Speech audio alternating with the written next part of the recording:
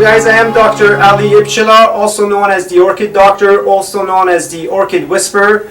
The reason for this video is I have found recently that I have a big passion for orchids and taking care of orchids. I'm a chiropractor. I've been a chiropractor for 11 years, and just recently I've discovered that I have this passion for taking care of orchids. It's not really a passion that just started overnight. I've had a passion all my life for health and making sure that people come back to life, and I just really love bringing something that's dying, bring it back to life. So I have about 30 orchids in my house, and many of them are flowering, many of them are blossoming, and many of them are coming back to life in just past, I would say, 4 to 5 months. So now what I want to do, I've been talking about this to my patients. We're actually at my clinic right now filming. This is the first video we're doing on orchids. I've been talking about orchids to my patients, and I do have a seminar coming up in January 19 in my clinic about orchids and my love for orchids and how that applies to your health and your well-being. And since I've been talking about it, a lot of patients are coming to me and say, okay, what can you do with my orchid? What I'm going to do in this video, we're going to dissect the orchid, we're going to break it apart, we're going to repot them, and I brought some sample pots to see how to know what size pot to put it in and whatnot. What I'm going to do, I'm going to start by taking this apart, and this one has been dead. I know it's dead because there's nothing green in it anymore. And we're going to just take it apart, and we're going to do it in this bowl actually. So this is completely dead, and there's nothing that's alive about this orchid. Just going to chuck it in the garbage. Now the other one is alive. You could see all these green spikes growing inside of it. These are the roots of the orchid.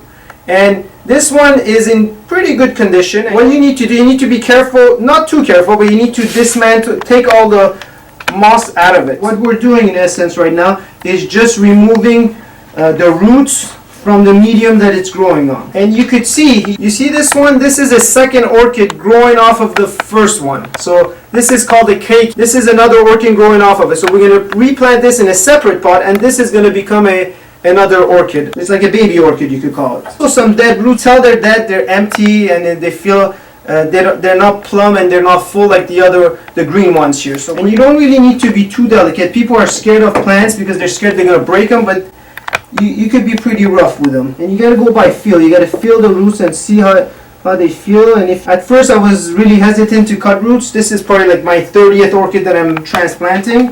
At first I was scared and I thought, oh no, I want to keep all the little pieces. If you leave them, they're gonna just rot in the pot. So what I like to do, once I cut the roots, soak them a little bit in water. So we're just gonna let it soak here. Is we're gonna cut this orchid out of it, 1 centimeter, 1 inch away from where the root is. And we're just gonna, I cut myself.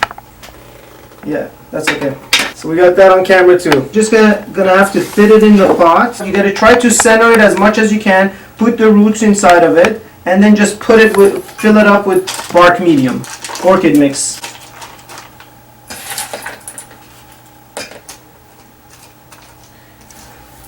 Can I have a Kleenex? What you want to do, you want to compact it in. So this is complete. This is one orchid down. Okay? So that's one down. So we're going to leave it here. What we're going to do for this one, put it in here and make sure all the roots go inside of it without breaking them. Be careful not to break the roots.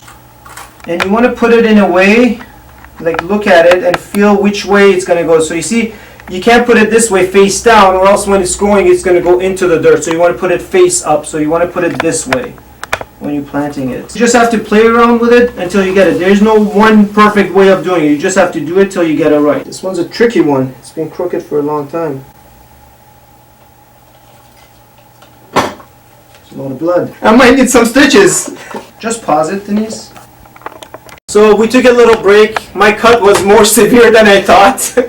I took a little break. We put a band-aid around it and just made sure it's clean and it doesn't get any worse than it is right now. The reason I cut myself, it was all part of the skit that we're doing right now. One of the principles that I'm going to be teaching you throughout all these videos is that healing takes time. And there is no shortcuts to healing. I cut my hand right now. It was an accident. However, there's a reason why there was an accident, and I think the power of the universe made that happen on camera so I could talk about this one concept, is that for healing to occur, you require time. Like my cut won't just heal right now. I'm going to have to put a band-aid. My blood has to coagulate, it has to come, white blood cells and platelets all have to come together, and it's going to form a scab over my cut. that might take 2 or 3 days. In 3 days, it's gonna be the cut's gonna be healed. There's gonna be scab over it. But if I scratch it, it's gonna start bleeding. Guess how long it's gonna take for that scab to heal up? Probably a week, 2 weeks, because it was a pretty deep cut. Same thing with the orchids. For the orchids to start healing and coming back to life, they require some time. They've been neglected for a few weeks to a few months.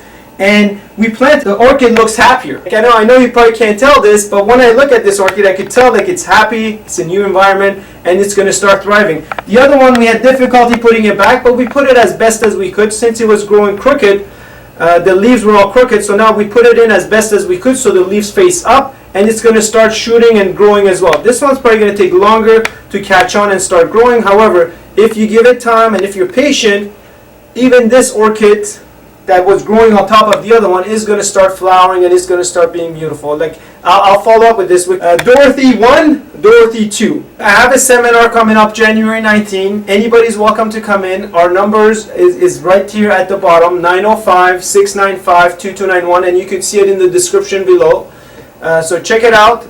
Call us. It's free for everybody. You could come on in and I'll show you how to do this in person. And if you have orchids that you want me to look at and give you recommendations, I don't just take care of people. That's my passion, and that's what I've committed the rest of my life to do, taking care of people that have that don't know what to do to get their health back. And orchids need pretty much certain principles to survive, and that's what we're going to talk about in the seminar. Human beings need certain principles to survive too, and we'll elaborate more about that on later videos. So for now, that is it. Thank you. I am the Orchid Doctor, the Orchid Whisperer, Dr. Ali Ibchilar. It was a pleasure doing this video for you guys. I look forward to the next video. Thanks a lot. Have a great day.